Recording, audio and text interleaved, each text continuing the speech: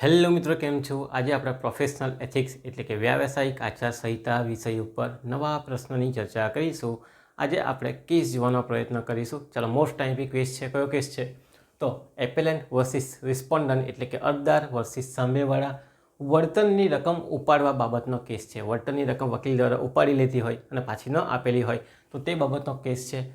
All India record 1993 1993નો case છે અને supreme કોર્ટની જે ક્રમાંક છે 1535 બરાબર 1535 એ ક્રમાંક છે. અને કયા વર્ષનો કેસ છે? ઓલ ઇન્ડિયા રેકોર્ડ 1993નો કેસ છે. એની અંદર સુનાવણી થયેલી છે. કયો કેસ? તો વળતરની રકમ ઉપાડવા બાબતનો અરજદાર વર્સિસ સામેવાળાનો કેસ છે. ઓકે, મોસ્ટ ટાઈમ્પી સવાલ છે, ઘણી વખત પરીક્ષાની અંદર પૂછાય છે. તો આ કેસ પણ તમારે તૈયાર કરી લેવાનો રહેશે. પરીક્ષાની દ્રષ્ટિએ મોસ્ટ ટાઈમ્પી છે. ચાલો, આપણા ફોર્મેટ મુજબ સૌથી પહેલાં આપણે શું લખીએ છીએ? પ્રશ્ન લખીએ છીએ. ત્યાર પછી આપણે કાયદો લખીએ છીએ, કયો કયો કાયદો અને કઈ કઈ કલમ આવે છે તે. ત્યાર પછી કેસની હકીકત જે હોય તે આપણે ટૂંકમાં સમજાવીએ છીએ. ત્યાર પછી આપણે 3 સ્ટેપમાં વાત કરીએ છીએ. રાજ્ય બાર કાઉન્સિલિંગની અંદર અરજી જાય, ત્યાર પછી જે ચુકાદો આપે તેની સામે આપણે BCIની અંદર અપીલ જાય, એની સામે જે ચુકાદો આવે એની પછી સુપ્રીમ કોર્ટની અંદર અપીલ જાય. ચાલો, તો આ 3 સ્ટેપમાં વાત કરવાની હોય. ઘણી વખત 2 સ્ટેપમાં પણ વાત થાય છે. ચાલો, તો જોઈ લઈએ પહેલે શું થાય, શું પ્રશ્ન છે, પછી આપણે ડિસ્ક્રિપ્ટિવ ચર્ચા કરીએ. પ્રશ્ન અંદર આપેલો જ છે. કયો પ્રશ્ન છે? વળતરની રકમ ઉપાડવા બાબત શું એ ગેરવર્તણૂક કહેવાય કે ન કહેવાય? એટલે સેક્શન નંબર 35 એડવોકેટ એક્ટની વળતરની રકમનો ઉપાડ એ ગેરવર્તણૂક કહેવાય કે ન કહેવાય? વળતરની રકમ જે મળેલી હોય બરાબર કેસની, એ ઉપાડી લેતો હોય અને આપતો નહીં હોય તો એ શું કહેવામાં આવશે? ગેરવર્તણૂક કહેવાય કે ન કહેવાય? એની વાત છે. તમારી દ્રષ્ટિએ શું કહેવાય? ગેરવર્તણૂક કહેવાય કે નહીં કહેવાય? બરાબર. ચાલો, કેસના જે પૈસા મળે બરાબર સામેવાળા તરફથી, એ પૈસા વકીલ તમને નહીં આપે તો ગેરવર્તણૂક કહેવાય કે નહીં કહેવાય? એની ઉપર આખી ચર્ચા છે. ચાલો, કયો કાયદો અહીંયા લાગુ પડે છે? તો આપણે અહીંયા લખવાનો છે એડવોકેટ એક્ટ 1961નો કાયદો, કલમ નંબર 35 બરાબર. વળતરની રકમ ઉપાડવા બાબત એ ગેરવર્તણૂક કહેવાય કે ન કહેવાય? ઉપાડી લે તો ગેરવર્તણૂક નહીં કહેવાય. ઉપાડીને જેને આપવાની છે તેને નહીં સોંપે તો ગેરવર્તણૂક કહેવાય કે નહીં કહેવાય? તે બાબત છે. તો કલમ નંબર 35 મુજબ વળતરની રકમ જે મળેલી હોય એ ઉપાડી લઈ અને જે વ્યક્તિને સોંપવાની છે તેને ન સોંપે તો શું આ ગેરવર્તણૂક છે? Section number 35. સેક્શન નંબર 36 બાર કાઉન્સિલિંગ ઇન્ડિયાને ફરિયાદ અને સેક્શન નંબર 38 સુપ્રીમ કોર્ટને અપીલ બરાબર. તો એ આપણે અહીંયા ધ્યાનમાં રાખવાનું છે. સેક્શન નંબર 35માં લખવાનું છે મળેલી સમાધાનની રકમ એટલે કે વળતરની રકમ પરવાનગી વગર ઉપાડી લે તો ગેરવર્તણૂક કહેવાય કે ન કહેવાય? હવે કેસની હકીકત ઉપર જઈએ. આ 3 વાત તો આપણે કરી દીધેલી છે. કેસની હકીકતમાં શું લખવાનું છે તો જોઈએ.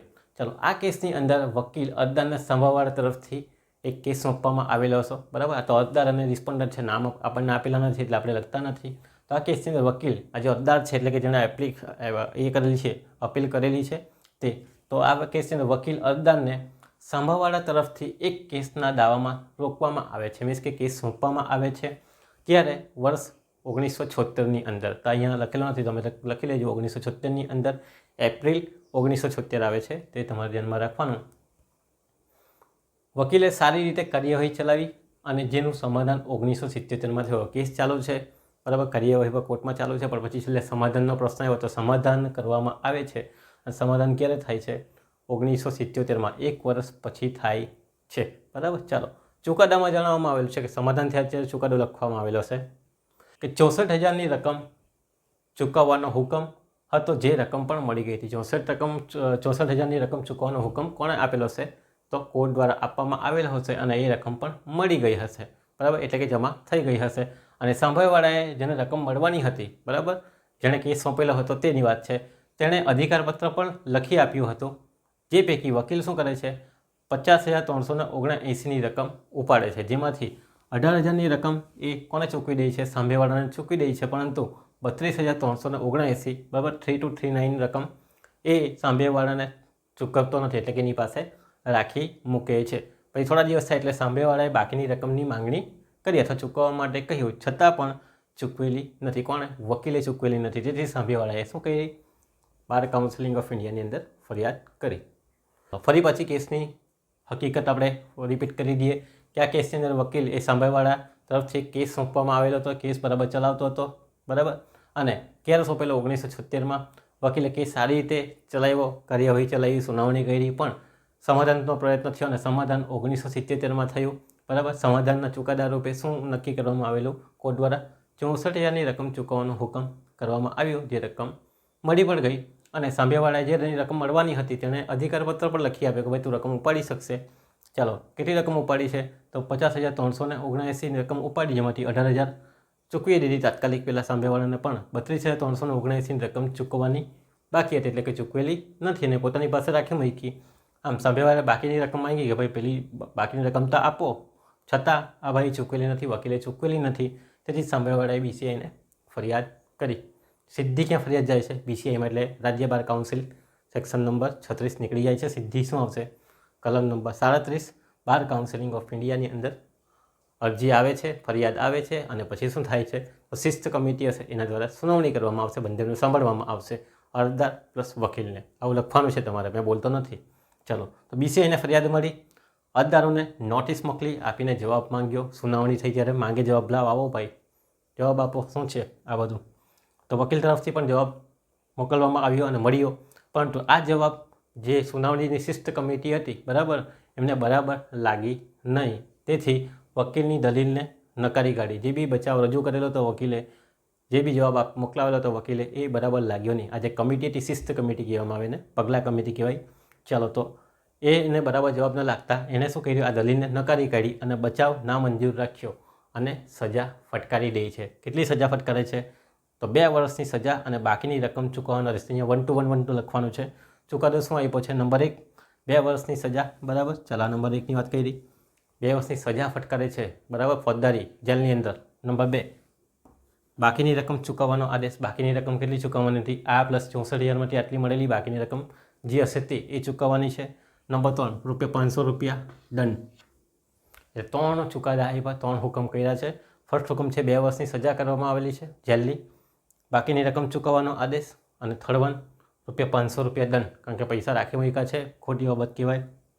ચાલો, તો આ બાબત સેક્શન નંબર 37 મુજબ બાર કાઉન્સિલિંગ ઇન્ડિયાની શિસ્ત કમિટીએ પગલાં લીધા, સુનાવણી કરી, પણ એનો જવાબ બરાબર ન લાગતો અને સજા થાય છે. કોને? વકીલને. શું સજા? 2 વર્ષની સજા, બાકીની રકમ ચૂકવવાનો આદેશ, ₹500નો દંડ. એટલે ફરી પાછો ભાઈ એને ગુસ્સો થયો હશે, નારાજ થઈ ગયો ને બિચારો, એટલે અપીલ કરવી પડી. અપીલ ક્યાં કરે છે? સુપ્રીમ કોર્ટની અંદર સેક્શન નંબર 38 હેઠળ. ચાલો, તો હવે સુપ્રીમ કોર્ટની અંદર કેસ જાય છે. સેક્શન નંબર 38 મુજબ સુપ્રીમ કોર્ટ ઇન્ડિયાને અપીલ નીચે લખવાનું છે કે બાર કાઉન્સિલ ઓફ ઇન્ડિયા જે ચુકાદો આપ્યો છે, જે હુકમનામું આપ્યો, એની સામે એ વકીલ શું કરે છે? સુપ્રીમ કોર્ટમાં અપીલ કરે છે સેક્શન નંબર 38 મુજબ BCIના હુકમનામા સામે. ચાલો, પછી શું થાય? અપીલ આવતા સુનાવણી થઈ, બરાબર. બંને પક્ષકારોએ બચાવ રજૂ કર્યા, પોતપોતાની સુનાવણી થઈ, એટલે પોતાની રજૂઆત કરી હશે, પણ બચાવ યોગ્ય ના લાગ્યો. જે બચાવ અહીંયા રજૂ કરેલો હશે તે જ અહીંયા પણ રજૂ કરેલો હશે, બરાબર, પણ બચાવ એને યોગ્ય લાગ્યો નહીં વકીલનો, બરાબર, પ્રોપર હોવો જોઈએ તેવો હતો નહીં.